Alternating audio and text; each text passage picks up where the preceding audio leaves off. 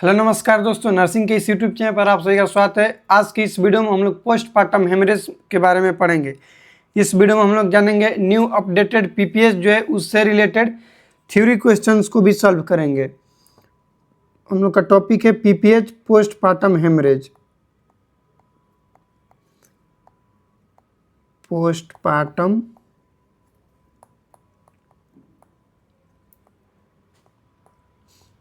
Haemorrhage. सबसे पहले हम लोग डिफिनेशन जानेंगे कि पोस्टपार्टम हेमरेज क्या होता है। उसके बाद इसके डिफरेंट टाइप्स को जानेंगे, कॉजेज जानेंगे। इसका कॉजेज बहुत इंपॉर्टेंट है, 4T जो होता है वो हम लोग जानेंगे क्या क्या होता है। और लास्ट में इसका मैनेजमेंट जानेंगे। न्यू अपडेटेड WHO के अकॉर्डिंग मैनेजमेंट में इसमें WHO दिया है ई मोटिव, तो उसको हम लोग जानेंगे कि ई मोटिव क्या होता है। पोस्टपार्टम हेमरेज में ये चीज़ें हम लोग जानेंगे। फर्स्ट ऑफ ऑल हम लोग डिफिनेशन जानेंगे कि पोस्टपार्टम हेमरेज क्या है। ओल्ड गाइडलाइंस जो था, ओल्ड गाइडलाइंस उसको लिख लीजिएगा। ओल्ड वाला बोल रहा था कि 500 ml ब्लड लॉस होना चाहिए नॉर्मल वेजाइनल डिलीवरी में और 1000 ml सिजेरियन सेक्शन में LSCS में होना चाहिए। ये ओल्ड गाइडलाइंस बोल रहा था, लेकिन अभी अपडेटेड हुआ है 2025 में। उसमें बोला है न्यू गाइडलाइंस के अकॉर्डिंग लिख लीजिएगा कि बोला गया कि 300 ml नॉर्मल वेजाइनल डिलीवरी में ब्लड लॉस हो रहा है, प्लस इसके साथ साथ एनी साइन ऑफ हाइपोवोलेमिया या फिर shock, any sign of shock. Shock में क्या आ जाएगा, हाइपोटेंशन होगा, हाइपोटेंशन, इसके साथ टेकिकार्डिया और शॉक इंडेक्स एक होना, मोर देन 1 होना चाहिए। मोर देन 1 क्या होगा, shock index. Shock index more than 1 होगा, तो इसको हम लोग क्या बोलेंगे, न्यू अपडेटेड गाइडलाइंस के अकॉर्डिंग हम लोग पोस्टपार्टम हेमरेज के अंदर इंक्लूड करेंगे। अब डिफिनेशन हम लोग लिखना चाहेंगे तो वहीं लिखेंगे any amount of bleeding. Definition लिख लीजिएगा पीपीएच का।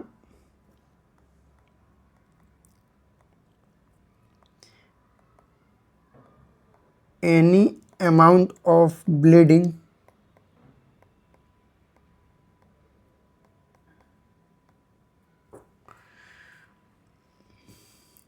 कितना, मोर देन 300 ml।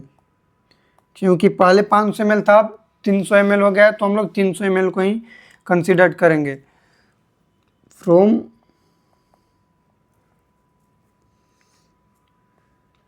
और into genital tract.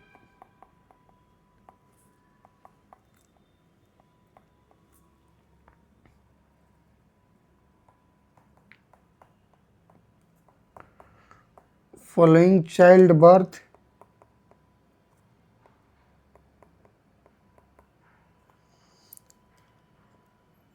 and up to end of puerperium, end of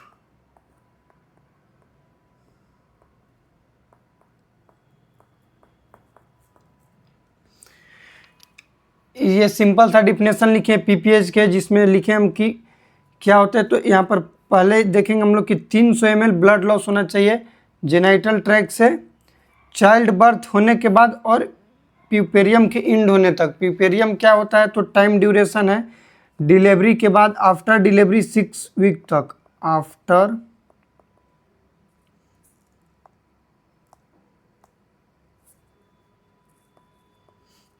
after delivery 6 week तक, 6 वीक तक जो टाइम ड्यूरेशन होता है उसको हम लोग क्या बोलते हैं, तो प्यूपेरियम बोलते हैं। यहाँ पर ये इमेज हम ऐड किए हैं, इमेज को देख लीजिएगा। ये इमेज में ये हो रहा है कि इसको हम लोग बोलते हैं calibrated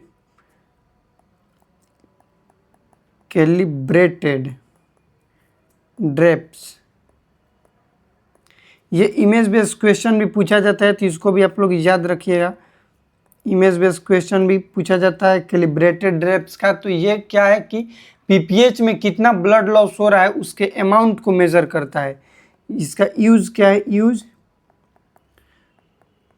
to measure blood loss कि पोस्टमार्टम हेमरेज में कितना ब्लड लॉस होता है उसके अमाउंट को मेजर करता है। ये हो गया। उसके बाद हम लोग जाएंगे कि सिग्निफिकेंट क्या होता है पीपीएच का। सिग्निफिकेंट मतलब कि क्या क्या साइन देखने को मिलेगा जिसको हम लोग पीपीएच में कंसीडर करेंगे।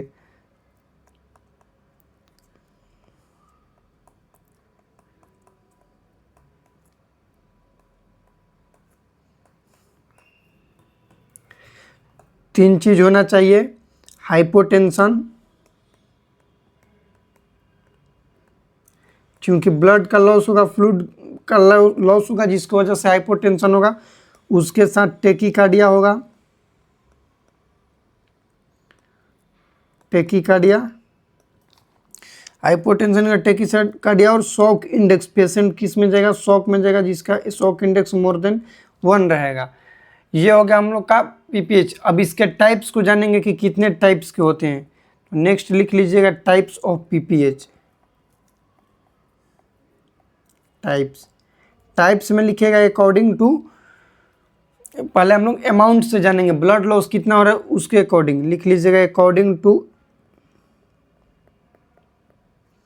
अमाउंट, जिसमें हम लोग जानते हैं माइल्ड पीपीएच, मॉडरेट और severe. Number 1 mild PPH.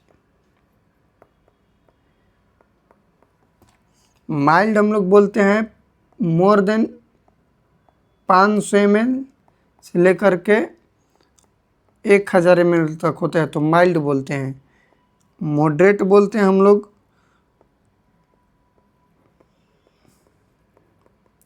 Moderate बोलते हैं 1000 से लेकर के 2000 ml तक होता है तो इसको हम लोग मॉडरेट पीपीएच बोलते हैं। और सीवियर पीपीएच बोलते हैं हम लोग मोर देन 2000 होता है तो मोर देन 2000 ml होता है तो इसको हम लोग बोलते हैं सीवियर पीपीएच। इसको भी आप लोग याद रखिएगा। ये हम लोग का हो गया अकॉर्डिंग टू अमाउंट। अब एक और पढ़ते हैं हम लोग according to time duration. Duration के अकॉर्डिंग पीपीएच के टाइप क्या होता है उसको लिखिएगा according to duration, according to duration, जिसमें हम लोग पढ़ते हैं, इसमें हम लोग पढ़ते हैं प्राइमरी पीपीएच और सेकेंडरी पीपीएच। प्राइमरी पीपीएच और सेकेंडरी पीपीएच। प्राइमरी पीपीएच का मतलब कि ब्लड लॉस जो हो रहा है वो विदिन 24 आवर्स हो रहा है। डिलीवरी के विदिन 24 आवर्स होगा तो उसको हम लोग क्या बोलेंगे, प्राइमरी पीपीएच बोलेंगे। डिफिनेशन इसका लिख लीजिएगा कि ब्लड लॉस, प्राइमरी पीपीएच का blood loss within 24 hours of delivery. Delivery के 24 आवर्स के अंदर ब्लड लॉस हो रहा है तो उसको हम लोग क्या बोलेंगे, प्राइमरी पीपीएच बोलेंगे। और 24 आवर्स के बाद हो रहा है, आफ्टर 24 आवर्स हो रहा है तो उसको हम लोग बोलते हैं सेकेंडरी पीपीएच। आफ्टर 24 आवर्स हो रहा है तो उसको हम लोग क्या बोलते हैं, सेकेंडरी पीपीएच के अंडर कंसीडर करते हैं। अब प्राइमरी पीपीएच में भी 2 टाइप्स होते हैं। एक होता है थर्ड स्टेज पीपीएच, लिख लीजिएगा क्योंकि यहाँ से भी क्वेश्चन पूछा जाएगा। एक होता है third stage PPH, third stage PPH. Second होता है ट्रू पीपीएच। थर्ड स्टेज जो होता है डिलीवरी, प्लासेंटा डिलीवरी के पहले ही पोस्टमार्टम जो हेमरेज है स्टार्ट हो जाता है। यहाँ पर लिख लीजिएगा थर्ड स्टेज पीपीएच के अंदर कि ये क्या होता है। थर्ड स्टेज में होता है कि before delivery of placenta, before delivery of placenta, placenta delivery होने से पहले ही ब्लीडिंग स्टार्ट हो जाता है तो उसको हम लोग बोलते हैं थर्ड स्टेज पीपीएच। और प्लासेंटा डिलीवरी के बाद होता है तो उसको हम लोग बोलते हैं true PPH, after placenta delivery, after placenta delivery, जिसको हम लोग क्या बोलते हैं तो ट्रू पीपीएच बोलते हैं, इसको याद रखिएगा। अब यहाँ पर क्वेश्चन ये पूछा जाता है कि मोस्ट कॉमन क्या होता है, तो मोस्ट हम लोग बात करेंगे तो मोस्ट कॉमन पीपीएच होगा 1 से 2 आवर्स, विदिन 1 to 2 आवर्स, ये मतलब ज़्यादातर हो जाता है। उसके बाद हम लोग प्राइमरी पीपीएच का कॉज जानेंगे। प्राइमरी पीपीएच जो है कॉजेज लिखिएगा, कॉजेज, कॉजेज क्या क्या है उसको हम लोग जानेंगे। प्राइमरी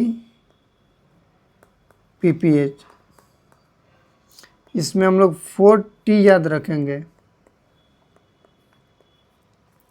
4T में क्या क्या होता है उसको याद रखिएगा। मोस्ट कॉमन कॉज पूछा जाता है, most common cause primary PPH का तो होता है एटोनिक यूट्रस,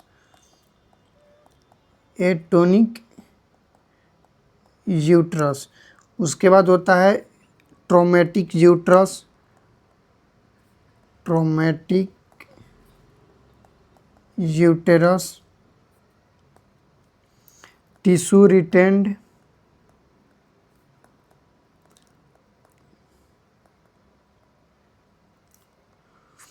टिश्यू रिटेंड, और उसके बाद होता है thrombus abnormality, thrombus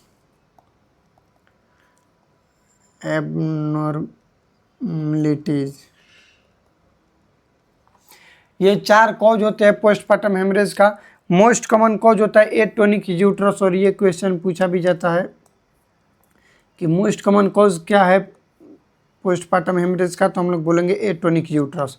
atonic uterus का मतलब होता है कि यूट्रस जो है वो अपना टोनिसिटी खो देता है। टोनिसिटी का मतलब कि कंट्रैक्शन पावर और रिलैक्सेशन पावर क्या होता है उसमें नहीं होता, उसको हम लोग बोलते हैं एटोनिक यूट्रस। ट्रोमेटिक यूट्रस का मतलब होता है कि यूट्रस में ड्यूरिंग डिलीवरी टाइम ट्रोमा देखने को मिल रहा है, उसको हम लोग बोलते हैं ट्रोमेटिक यूट्रस। थर्ड है टिश्यू रिटेन। टिश्यू रिटेन मतलब retain bits of placenta. Placenta normally within 30 minute, within 30 minute delivery हो जाने चाहिए। यदि नहीं हो रहा है तो उसको हम लोग क्या बोलेंगे, टिश्यू रिटेन या फिर रिटेन बिट्स ऑफ प्लासेंटा बोलते हैं। ये भी एक कॉज कर सकता है किसका, तो पोस्टपार्टम हेमरेज का। और लास्ट है थ्रोम्बस एबनॉर्मेलिटी।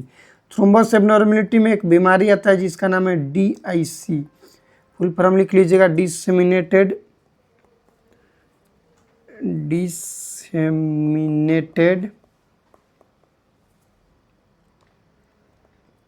Intravascular कोएगुलोपैथी, intravascular कोएगुलोपैथी।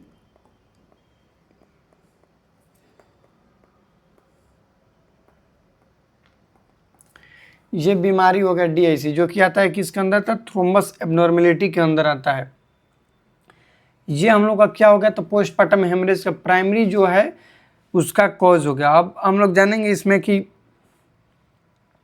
ये हो गया कॉजेज क्या क्या हो सकता है। एटोनिक यूट्रस का कॉजेज लिख लीजिए, क्योंकि यहाँ से क्वेश्चन एग्जाम में पूछे जाते हैं कि आखिर मोस्ट कॉमन कॉज है atonic uterus. Most common cause क्या है, तो है atonic uterus. Atonic uterus, uterus अपना टोनिसिटी खो देता है, कॉन्ट्रैक्शन पावर और रिलैक्सेशन पावर खोता है। तो किन किन कारण की वजह से ये खोता है, तो वहाँ पर लिख लीजिएगा कि क्या देखने को मिल सकता है।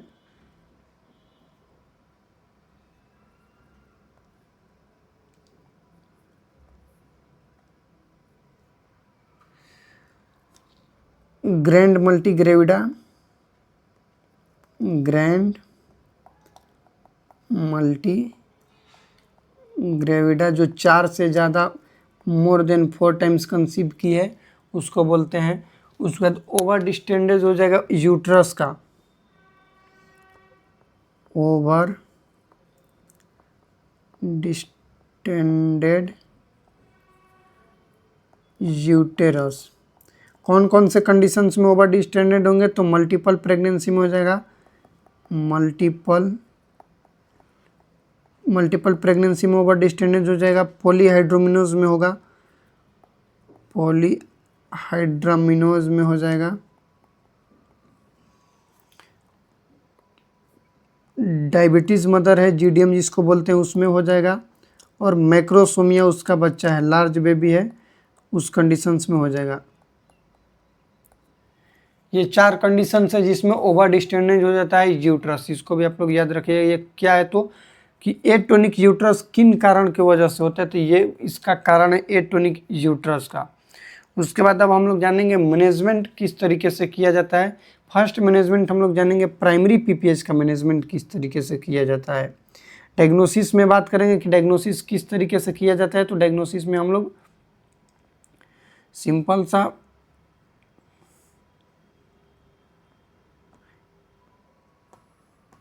सा ये जो है कैलिब्रेटेड ड्रैप, इसके अकॉर्डिंग किया जाता है। ब्लड लॉस यहाँ से चेक किया जाएगा कि कितना ब्लड लॉस हुआ है, कितना अमाउंट ब्लड का लॉस हुआ है।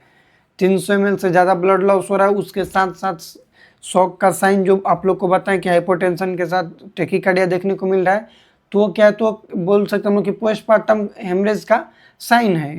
ये देखने को मिलेगा तो हम लोग इंडिकेट करेंगे कि हेमरेज हो रहा है, एक्टिव ब्लीड होना चाहिए। नेक्स्ट हम लोग जानेंगे यहाँ पर मैनेजमेंट।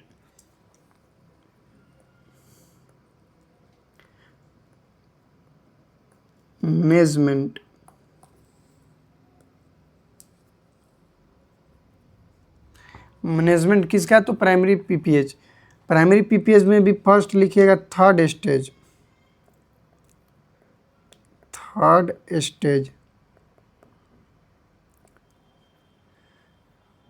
थर्ड स्टेज पीपीएच में क्या होता है कि इमीडिएट पेशेंट को हम लोग हॉस्पिटलाइज करेंगे। फर्स्ट ऑफ ऑल क्या करेंगे, इमीडिएट हॉस्पिटलाइज करेंगे पेशेंट को। पहले हॉस्पिटल भेजेंगे, उसके बाद वाइटल मॉनिटर करेंगे पेशेंट का, वाइटल मॉनिटर।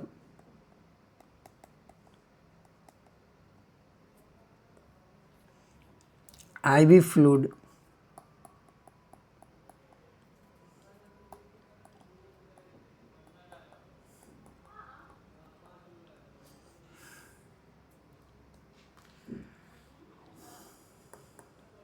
Blood test. उसके बाद हम लोग लास्ट में यूट्रस को पाल्पेट करेंगे। पाल्पेट करेंगे किसको, यूट्रस को। अब यूट्रस को पाल्पेट करेंगे तो 2 कंडीशंस बनेंगे, या तो यूट्रस सॉफ्ट फील होगा, या फिर यूट्रस हार्ड फील होगा। सॉफ्ट फील हो रहा है तो हम लोग क्या करेंगे, यूट्रस को मसाज करेंगे, massage the uterus, massage the uterus. उसके बाद भी मसाज करने के बाद यूट्रस हार्ड फील होने लगा तो ठीक है, और अभी भी सॉफ्ट फील हो रहा है तो इंजेक्शन देते हैं ऑक्सीटोसिन। मसाज के बाद भी if uterus feel soft then injection oxytocin. Oxytocin देते हैं, कितना देते हैं, डोज याद रखिए 10 इंटरनेशनल यूनिट IM देते हैं। इसके बाद फिर क्या करेंगे, ऑक्सीटोसिन दे दिए तो प्लासेंटा सेपरेट और प्लासेंटा नॉट सेपरेट, ये देखेंगे प्लासेंटा सेपरेट हुआ है या फिर प्लासेंटा सेपरेट नहीं हुआ है। यहाँ पर लिख लीजिएगा, ऑक्सीटोसिन देने के बाद प्लासेंटा सेपरेटेड और placenta not separated, placenta not separated. Placenta यदि सेपरेट हो गया है तो फंडल प्रेशर करेंगे। क्या करेंगे, फंडल प्रेशर। फंडल प्रेशर, और CCT control code traction, control code traction. ये दोनों का इमेज आप लोग देख लीजिएगा। फंडल प्रेशर और कंट्रोल कोड ट्रैक्शन का इमेज बेस्ड क्वेश्चन भी एग्जाम में पूछा जाता है। यदि सेपरेट नहीं हुआ है तो मैनुअल रिमूवल करेंगे प्लेसेंटा का, manual removal of placenta.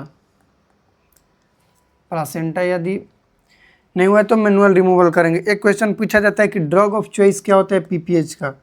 Drug of choice तो वो होता है ऑक्सीटोसिन, ऑक्सीटोसिन। अभी अपडेटेड जो WHO बताया है उसको लिख लीजिएगा, ई मोटिव को, यहाँ पर ई मोटिव लिख लीजिएगा।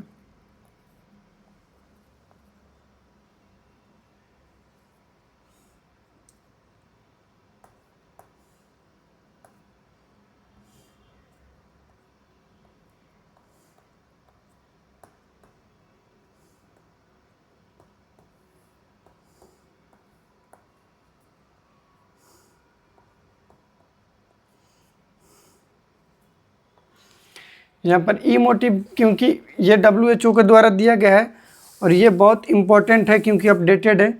ई का मतलब होता है early examination,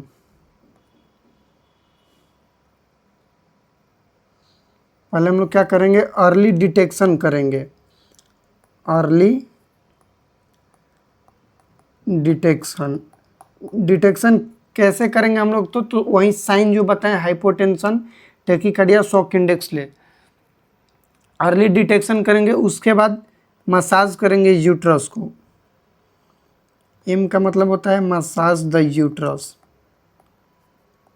massage the uterus. O का मतलब होता है ऑक्सीटोसिन देंगे, ऑक्सीटोसिन। ये हो गया ओ, ऑक्सीटोसिन। टी का मतलब होता है ट्रांजेमिक एसिड, ट्रेनेक्सा, ट्रांजेमिक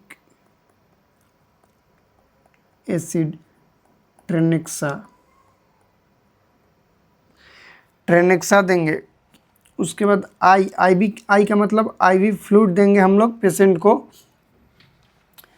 भी का मतलब होता है वेजाइनल एग्जामिनेशन करेंगे, वेजाइनल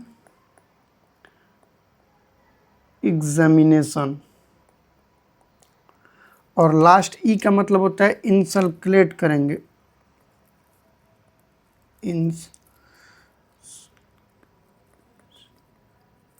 ऑफ केयर। जितना भी हम लोग अप्लाई किए उससे कुछ भी पेशेंट को बेनिफिट हुआ है या फिर नहीं, इंसर्कुलेट करेंगे। ये हम लोग का इजी मोटिव है जो कि WHO के द्वारा दिया गया है। ये पोस्टपार्टम हेमरेज का अपडेटेड था। पहले हम लोग जाने पोस्टपार्टम हेमरेज क्या होता है, उसके बाद ये इमेज हम लोग जाने, इमेज कैलिब्रेटेड ड्रैप है या फिर इसी को हम लोग बोलते हैं ब्रास भी ड्रैप, भी ड्रैप। ये भी इसका नाम है ब्रास भी ड्रैप, तो इसको भी आप लोग याद रखिएगा।